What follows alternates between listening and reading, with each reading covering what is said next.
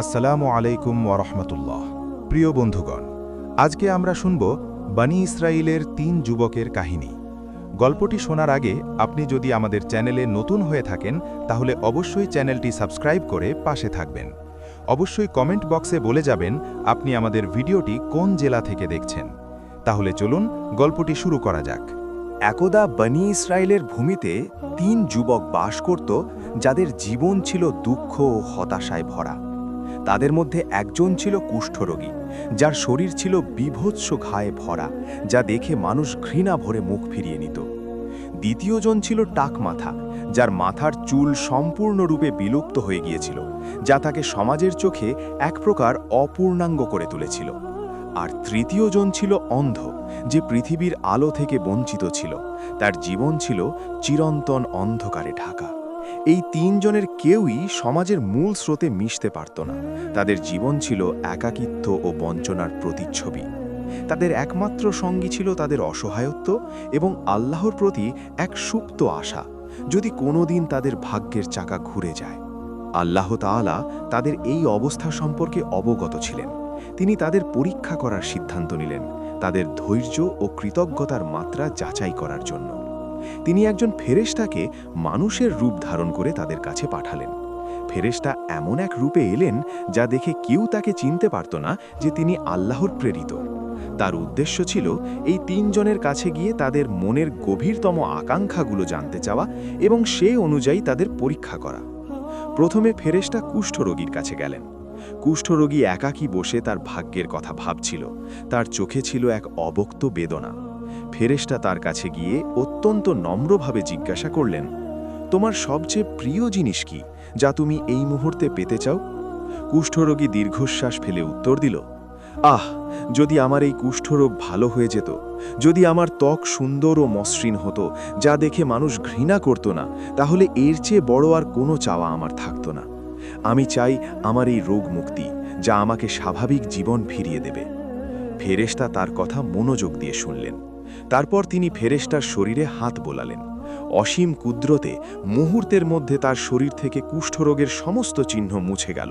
তার ত্বক হয়ে উঠল মসৃণ ও উজ্জ্বল, যা দেখে মনে হচ্ছিল যেন সে কোনো দিন অসুস্থ ছিল না।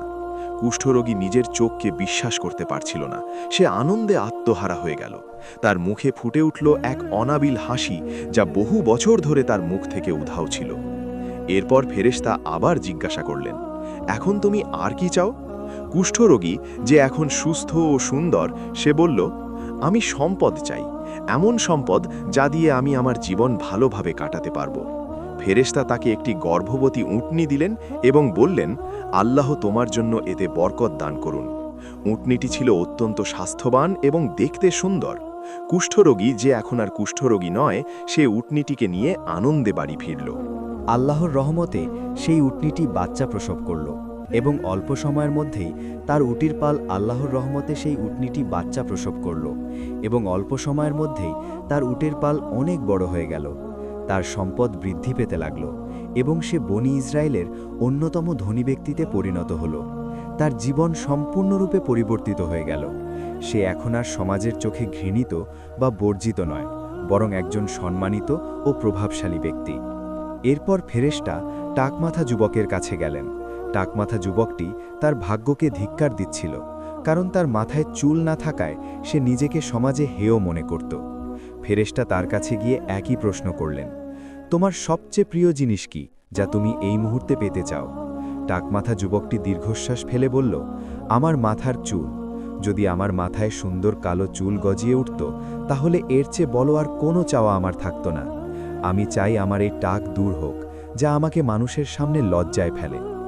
ফেরেশতা তার কথা শুনলেন এবং তার মাথায় হাত বুলালেন। আল্লাহর অসীম কুদরতে মুহূর্তের মধ্যে তার মাথায় ঘন কালো চুল গজিয়ে উঠল। তার মাথা ভরে গেল সুন্দর ও ঝলমলে চুলে, যা দেখে মনে হচ্ছিল যেন সে কোনোদিন টাক ছিল না। যুবকটি আনন্দে আত্মহারা হয়ে গেল। সে নিজের চুল স্পর্শ করে দেখল, যা ছিল তার কাছে এক স্বপ্ন। তার মুখে ফুটে উঠল এক নতুন আত্মবিশ্বাস। ফেরেশতা আবার জিজ্ঞাসা করলেন, এখন তুমি আর কি চাও? টাকমাথা যুবকটি, যে এখন সুন্দর চুলের অধিকারী, সে বলল, আমি সম্পদ চাই, এমন সম্পদ যা দিয়ে আমি আমার জীবন ভালোভাবে কাটাতে পারব। ফেরেশতা তাকে একটি গর্ভবতী গাভী দিলেন এবং বললেন, আল্লাহ তোমার জন্য এতে বরকত দান করুন। গাভীটি ছিল অত্যন্ত স্বাস্থ্যবান এবং দেখতে সুন্দর। যুবকটি গাভীটিকে নিয়ে আনন্দে বাড়ি ফিরল। আল্লাহর রহমতে সেই গাভীটি বাচ্চা প্রসব করল এবং অল্প সময়ের মধ্যেই তার গরুর পাল অনেক বড় হয়ে গেল। তার সম্পদ বৃদ্ধি পেতে লাগল এবং সেও বনি ইসরায়েলের অন্যতম ধনী ব্যক্তিতে পরিণত হল। তার জীবন সম্পূর্ণরূপে পরিবর্তিত হয়ে গেল। সে এখন আর সমাজের চোখে ঘৃণিত বা বর্জিত নয়, বরং একজন সম্মানিত ও প্রভাবশালী ব্যক্তি। সবশেষে ফেরেশতা অন্ধ যুবকের কাছে গেলেন। অন্ধ যুবকটি একাকী বসেছিল। তার চোখে ছিল পৃথিবীর আলো দেখার তীব্র আকাঙ্ক্ষা। ফেরেশতা তার কাছে গিয়ে একই প্রশ্ন করলেন, তোমার সবচেয়ে প্রিয় জিনিস কি যা তুমি এই মুহূর্তে পেতে চাও? অন্ধ যুবকটি দীর্ঘশ্বাস ফেলে বলল, যদি আল্লাহ আমার দৃষ্টিশক্তি ফিরিয়ে দিতেন তাহলে আমি পৃথিবীর সৌন্দর্য দেখতে পেতাম, মানুষের মুখ দেখতে পেতাম। এর চেয়ে বড় আর কোনো চাওয়া আমার থাকতো না। ফেরেশতা তার কথা শুনলেন এবং তার চোখে হাত বুলালেন। আল্লাহর অসীম কুদরতে মুহূর্তের মধ্যে তার দৃষ্টিশক্তি ফিরে এলো। সে প্রথমবারের মতো পৃথিবীর আলো দেখতে পেল, মানুষের মুখ দেখতে পেল। তার চোখে ছিল এক অপার বিস্ময় ও আনন্দ। সে আনন্দে আত্মহারা হয়ে গেল। তার মুখে ফুটে উঠল এক নতুন জীবন। ফেরেশতা আবার জিজ্ঞাসা করলেন, এখন তুমি আর কি চাও? অন্ধ যুবকটি, যে এখন দৃষ্টিশক্তি ফিরে পেয়েছে, সে বলল, আমি সম্পদ চাই, এমন সম্পদ যা দিয়ে আমি আমার জীবন ভালোভাবে কাটাতে পারব। ফেরেশতা তাকে একটি গর্ভবতী ছাগল দিলেন এবং বললেন, আল্লাহ তোমার জন্য এতে বরকত দান করুন। ছাগলটি ছিল অত্যন্ত স্বাস্থ্যবান এবং দেখতে সুন্দর। যুবকটি ছাগলটিকে নিয়ে আনন্দে বাড়ি ফিরল। আল্লাহর রহমতে সেই ছাগলটি বাচ্চা প্রসব করল এবং অল্প সময়ের মধ্যেই তার ছাগলের পাল অনেক বড় হয়ে গেল। তার সম্পদ বৃদ্ধি পেতে লাগল এবং সেও বনি ইসরায়েলের অন্যতম ধনী ব্যক্তিতে পরিণত হল। তার জীবন সম্পূর্ণরূপে পরিবর্তিত হয়ে গেল। সে এখন আর অন্ধ বা অসহায় নয়, বরং একজন সম্মানিত ও প্রভাবশালী ব্যক্তি। এভাবে আল্লাহ তাআলা তিনজনের জীবনকেই পরিবর্তন করে দিলেন। তাদের প্রত্যেকেরই মনের ইচ্ছা পূরণ হল এবং তারা প্রচুর সম্পদের মালিক হল। তাদের দিন কাটছিল সুখ ও সমৃদ্ধিতে, কিন্তু আল্লাহ তাদের পরীক্ষা করতে চেয়েছিলেন, তারা এই প্রাচুর্য পেয়ে কৃতজ্ঞ থাকে নাকি অহংকারী হয়ে ওঠে। কিছুকাল পর আল্লাহ তাআলা আবার সেই ফেরেশতাকে পাঠালেন, এবার তাদের কৃতজ্ঞতা ও সততা পরীক্ষা করার জন্য। ফেরেশতা এবার এক দরিদ্র অসহায় মুসাফিরের বেশে এলেন, যার পোশাক ছিল জীর্ণ, চেহারা ছিল ক্লান্ত ও ক্ষুধার্ত। তার উদ্দেশ্য ছিল তাদের কাছে সাহায্য চাওয়া এবং তাদের প্রতিক্রিয়া দেখা। প্রথমে ফেরেশতা সেই যুবকের কাছে গেলেন যে একসময় কুষ্ঠরোগী ছিল এবং এখন প্রচুর উটের মালিক। ফেরেশতা তার কাছে গিয়ে বললেন, আমি একজন দরিদ্র মুসাফির, আমার সমস্ত সম্পদ শেষ হয়ে গেছে এবং আমার কাছে এখন কিছুই নেই। আমি আল্লাহর নামে তোমার কাছে সাহায্য চাইছি। আমি সেই আল্লাহর দোহাই দিচ্ছি যিনি তোমাকে কুষ্ঠরোগ থেকে মুক্তি দিয়েছেন, তোমাকে সুন্দর ত্বক দিয়েছেন এবং তোমাকে এত উটের মালিক করেছেন।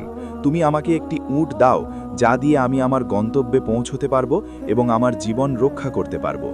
যুবকটি অহংকার ভরে মুখ ফিরিয়ে নিল এবং বলল, এসব সম্পদ আমি আমার নিজের পরিশ্রম ও বুদ্ধির জোরে অর্জন করেছি। তোমার মতো অনেক দরিদ্র মানুষ আমার কাছে আসে, আমি সবাইকে সাহায্য করতে পারবো না। যাও, অন্য কোথাও সাহায্য চাও। সে তার অতীত ভুলে গিয়েছিল, যখন সে ছিল একজন ঘৃণিত কুষ্ঠরোগী। দিয়েছেন এবং তোমাকে এত উটের মালিক বানিয়েছেন। তুমি আমাকে একটি উট দাও যা দিয়ে আমি আমার গন্তব্যে পৌঁছতে পারবো এবং আমার জীবন রক্ষা করতে পারবো। যুবকটি অহংকার ভরে মুখ ফিরিয়ে নিল এবং বলল, এসব সম্পদ আমি আমার নিজের পরিশ্রম ও বুদ্ধির জোরে অর্জন করেছি। তোমার মতো অনেক দরিদ্র মানুষ আমার কাছে আসে, আমি সবাইকে সাহায্য করতে পারবো না। যাও, অন্য কোথাও সাহায্য চাও। সে তার অতীত ভুলে গিয়েছিল, যখন সে ছিল একজন ঘৃণিত কুষ্ঠরোগী। সে আল্লাহর অনুগ্রহের কথা অস্বীকার করল এবং তার প্রতি অকৃতজ্ঞতা প্রকাশ করল। ফেরেশতা তখন বললেন, যদি তুমি মিথ্যা বলে থাকো তবে আল্লাহ তোমাকে তোমার পূর্বের অবস্থায় ফিরিয়ে দেবেন। যুবকটি ফেরেশতার কথাকে পাত্তা দিল না এবং তাকে তাড়িয়ে দিল। এরপর ফেরেশতা সেই যুবকের কাছে গেলেন যে একসময় টাক মাথা ছিল এবং এখন প্রচুর গরুর মালিক। ফেরেশতা তার কাছে গিয়ে একই কথা বললেন, আমি একজন দরিদ্র মুসাফির, আমার সমস্ত সম্পদ শেষ হয়ে গেছে এবং আমার কাছে এখন কিছুই নেই। আমি আল্লাহর নামে তোমার কাছে সাহায্য চাইছি। আমি সেই আল্লাহর দোহাই দিচ্ছি যিনি তোমাকে টাক মাথা থেকে মুক্তি দিয়েছেন, তোমাকে সুন্দর চুল দিয়েছেন এবং তোমাকে এত গরুর মালিক বানিয়েছেন, তুমি আমাকে একটি গাভী দাও যা দিয়ে আমি আমার গন্তব্যে পৌঁছতে পারব এবং আমার জীবন রক্ষা করতে পারব। যুবকটি অহংকার ভরে মুখ ফিরিয়ে নিল এবং বলল, এসব সম্পদ আমি আমার নিজের পরিশ্রম ও বুদ্ধির জোরে অর্জন করেছি। তোমার মতো অনেক দরিদ্র মানুষ আমার কাছে আসে, আমি সবাইকে সাহায্য করতে পারবো না। যাও, অন্য কোথাও সাহায্য চাও। সেও তার অতীত ভুলে গিয়েছিল, যখন সে ছিল একজন টাকমাথা ব্যক্তি। সে আল্লাহর অনুগ্রহের কথা অস্বীকার করল এবং তার প্রতি অকৃতজ্ঞতা প্রকাশ করল। ফেরেশতা তখন বললেন, যদি তুমি মিথ্যা বলে থাকো তবে আল্লাহ তোমাকে তোমার পূর্বের অবস্থায় ফিরিয়ে দেবেন। যুবকটি ফেরেশতার কথাকে পাত্তা দিল না এবং তাকে তাড়িয়ে দিল। সবশেষে ফেরেশতা সেই যুবকের কাছে গেলেন যে একসময় অন্ধ ছিল এবং এখন প্রচুর ছাগলের মালিক। ফেরেশতা তার কাছে গিয়ে বললেন, আমি একজন দরিদ্র মুসাফির, আমার সমস্ত সম্পদ শেষ হয়ে গেছে এবং আমার কাছে এখন কিছুই নেই। আমি আল্লাহর নামে তোমার কাছে সাহায্য চাইছি। আমি সেই আল্লাহর দোহাই দিচ্ছি যিনি তোমাকে অন্ধত্ব থেকে মুক্তি দিয়েছেন, তোমাকে দৃষ্টিশক্তি দিয়েছেন এবং তোমাকে এত ছাগলের মালিক বানিয়েছেন। তুমি আমাকে একটি ছাগল দাও যা দিয়ে আমি আমার গন্তব্যে পৌঁছতে পারব এবং আমার জীবন রক্ষা করতে পারব।